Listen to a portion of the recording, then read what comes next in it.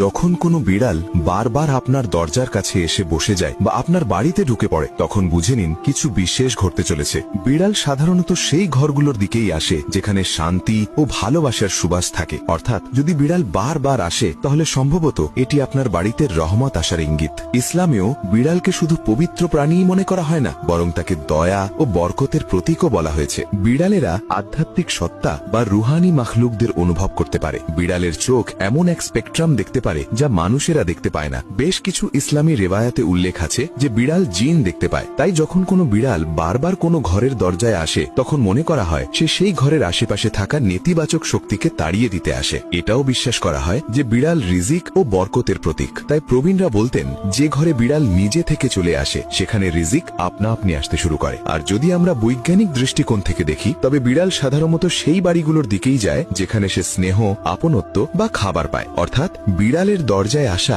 সবসময় কোনো না কোনো ইতিবাচক স্পন্দনের লক্ষণ। তাই পরের বার যদি কোনো বিড়াল আপনার দরজায় আসে তাকে তাড়িয়ে না দিয়ে ভালোবাসার সঙ্গে খেতে দিন। আপনার সাথেও যদি কখনো এমন ঘটে থাকে তাহলে কমেন্টে অবশ্যই জানান।